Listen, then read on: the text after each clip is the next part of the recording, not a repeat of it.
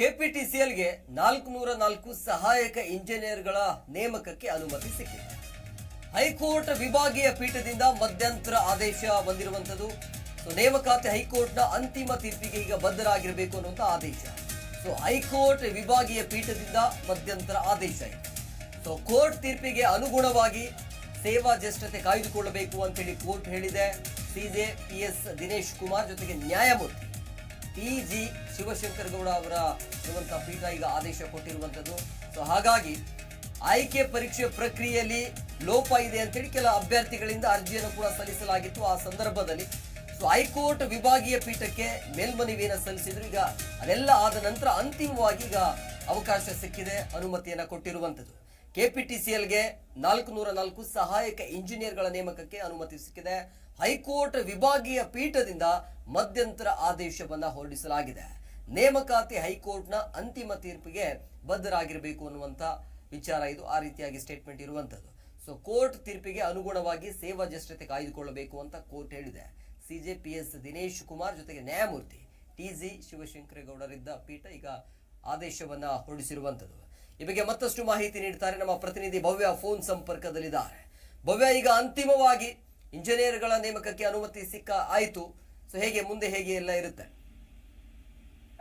ಖಂಡಿತ ಹೇಮಕುಮಾರ್, ಯಾಕಂದ್ರೆ ಬಹಳಷ್ಟು ಇದರ ಬಗ್ಗೆ ಚರ್ಚೆ ಕೂಡ ಆಗ್ತಾ ಇತ್ತು. ಸದ್ಯ ಹೈಕೋರ್ಟ್ ವಿಭಾಗೀಯ ಪೀಠದಿಂದ ಮಧ್ಯಂತರ ಆದೇಶ ಹೊರ ಬಂದಿರುವಂತದ್ದು. ಕೆಪಿಟಿಸಿಎಲ್ಗೆ 404 ಸಹಾಯಕ ಇಂಜಿನಿಯರ್ಗಳ ನೇಮಕಕ್ಕೆ ಷರತ್ತಿನ ಅನುಮತಿ ಕೂಡ ಕೊಟ್ಟಿರುವಂತದ್ದು. ನೇಮಕಾತಿ ಹೈಕೋರ್ಟ್ನ ಅಂತಿಮ ತೀರ್ಪಿಗೆ ಬದ್ಧವಾಗಿರ್ಬೇಕು, ಹೈಕೋರ್ಟ್ನ ತೀರ್ಪಿಗೆ ಅನುಗುಣವಾಗಿ ಸೇವಾ ಜ್ಯೇಷ್ಠತೆ ಕಾಯ್ದುಕೊಳ್ಬೇಕಂತ 19 ಆಯ್ಕೆ ಪರೀಕ್ಷೆ ಪ್ರಕ್ರಿಯೆಯಲ್ಲಿ ಲೋಪವೆಂದು ಕೆಲ ಅಭ್ಯರ್ಥಿಗಳ ಅರ್ಜಿಯನ್ನ ಕೂಡ ಹಾಕಿದ್ರು.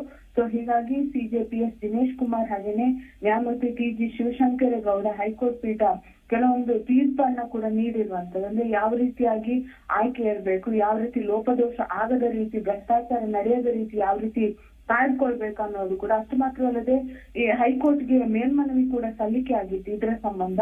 ಅದನ್ನೆಲ್ಲ ಪರಿಶೀಲನೆ ಮಾಡಿ ಈ ಒಂದು ಮಧ್ಯಂತರ ಆದೇಶವನ್ನು ಕೊಟ್ಟಿರುವಂತದ್ದು. ಹೇಮಕುಮಾರ್, ಓಕೆ, ಮುಂದೆ ಅಂದ್ರೆ ಯಾವ ರೀತಿಯಾಗಿ ನೇಮಕ ಮಾಡಬಹುದು ಅಂತ ಹೇಳಿ, ಈಗ ಈ ಹಿಂದೆ ಕೂಡ ಲೋಪ ಇದೆ ಅಂತ ಹೇಳಿ ಅಭ್ಯರ್ಥಿಗಳ ಅರ್ಜಿಯನ್ನು ಸಲ್ಲಿಸಿದ್ರು, ತದನಂತರ ತಡೆ ಹಿಡಿದ್ರು, ಈಗ ಅಂತಿಮ ಅನುಮತಿ ಬಂದಿದೆ. ನೇಮಕಾತಿ ಹೇಗೆಲ್ಲ ಇರಬಹುದು ಅಂತ? ಇದಕ್ಕೆ ಅಂತ ಒಂದು ಎಕ್ಸ್ಪರ್ಟ್ ಗಳ ತಂಡವನ್ನ ಕೂಡ ಈಗಾಗಲೇ ರಚನೆ ಮಾಡಿರುವಂತದ್ದು. ಯಾಕಂದ್ರೆ ಹೈಕೋರ್ಟ್ ಕೂಡ ಹೇಳಿದೆ, ಹೈಕೋರ್ಟ್ ನ ತೀರ್ಪಿಗೆ ಅನುಗುಣವಾಗಿ ಒಂದು ವೇಳೆ ಸೇವಾ ಜ್ಯೇಷ್ಠತೆಯನ್ನು ಕೂಡ ಕಾಯ್ದುಕೊಳ್ಬೇಕಾದ್ರೆ, ಒಂದು ವೇಳೆ ಸೇವಾ ಜ್ಯೇಷ್ಠತೆಯನ್ನ ನಿಯಮ ಮೀರಿದ ಅಂತವರ ವಿರುದ್ಧ ಕಠಿಣ ಕ್ರಮ ಕೈಗೊಳ್ಳೋದಾಗಿ ಹೈಕೋರ್ಟ್ ಎಚ್ಚರಿಕೆಯನ್ನು ಕೂಡ ಕೊಟ್ಟಿರುವಂತದ್ದು. ನೇಮಕಾತಿ ಮಾಡುವಾಗ ಕೆಲವೊಂದು ವಿಚಾರಗಳನ್ನ ಕೂಡ ಪರಿಶೀಲನೆ ಮಾಡ್ಬೇಕು. ಆ ಅಭ್ಯರ್ಥಿ ಇದಕ್ಕೆ ಕೆಲಸಕ್ಕೆ ಅರ್ಹನ ಅಥವಾ ಈ ಹಿಂದೆ ಏನಾದ್ರೂ ಆತನ ಮೇಲೆ ಕೇಸ್ಗಳಿದೆಯಾ ಅನ್ನೋದ್ರ ಬಗ್ಗೆ ಕೂಡ ಪರಿಶೀಲನೆ ಮಾಡ್ಬೇಕಾಗುತ್ತೆ. ಯಾಕಂದ್ರೆ ಬಹಳಷ್ಟು ಜನ ಅಕ್ರಮವಾಗಿ ಕೂಡ ಸಹಾಯಕ ಇಂಜಿನಿಯರ್ಗಳ ಹುದ್ದೆ ಪಡೆದಿದ್ರು ಅನ್ನೋ ಆರೋಪ ಕೂಡ ಇರುವಂತದ್ದು. ಆಯ್ಕೆ ಪರೀಕ್ಷೆ ಪ್ರಕ್ರಿಯೆಯಲ್ಲಿ ಕೆಲವೊಂದು ಲೋಪ ಕೂಡ ನಡೆದಿರುವಂತದ್ದು. ಅದಕ್ಕೆ ಬೇಕಾದಂತಹ ಪೂರಕ ಸಾಕ್ಷ್ಯಗಳು ಕೂಡ ಇರುವಂತದ್ದು. ಹೀಗಾಗಿ ಹೈಕೋರ್ಟ್ ಕೆಲವೊಂದು ತೀರ್ಪನ್ನ ಕೂಡ ನೀಡಿದೆ. ಅಂದ್ರೆ ಯಾವ ರೀತಿ ಸಹಾಯಕ ಇಂಜಿನಿಯರ್ಗಳ ನೇಮಕ ಮಾಡ್ಬೇಕು ಅನ್ನೋದು ಷರತ್ತನ್ನ ಕೂಡ ವಿಧಿಸಿರುವಂತದ್ದು. ಒಂದು ವೇಳೆ ಷರತ್ತು ಉಲ್ಲಂಘನೆ ಮಾಡಿದ್ರೆ ಅದಕ್ಕೆ ಅಂತ ಹೈಕೋರ್ಟ್ ನ ಈಗ ರಿಜಿಸ್ಟರ್ ಜನರಲ್ ನೇತೃತ್ವದಲ್ಲಿ ಒಂದು ಸಮಿತಿ ಕೂಡ ಇದೆ. ಅದರ ಆಧಾರದ ಮೇಲೆ ಆಯ್ಕೆ ಪ್ರಕ್ರಿಯೆಗಳು ಕೂಡ ನಡೆಯುತ್ತೆ. ಹೇಮಕುಮಾರ್, ಥ್ಯಾಂಕ್ ಯು ಭವ್ಯ, ನಿಮ್ಮೆಲ್ಲ ಡೀಟೇಲ್ಸ್ಗಾಗಿ. ಜಿ ಕನ್ನಡ ನ್ಯೂಸ್ ಈಗ ನಿಮ್ಮ ಮನೆಯಲ್ಲೇ ನೋಡಿ. ಎಲ್ಲ ಕೇಬಲ್ಗಳಲ್ಲಿ ಈಗ ಲಭ್ಯ.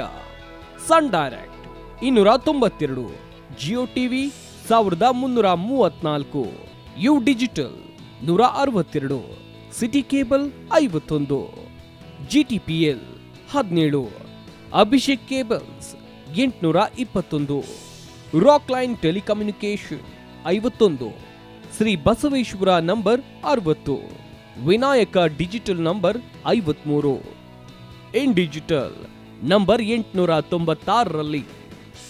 ನಿಮ್ಮಿಸ್ತದ ಜಿ ಕನ್ನಡ ನ್ಯೂಸ್ ನೋಡಿ ಆನಂದಿಸಿ.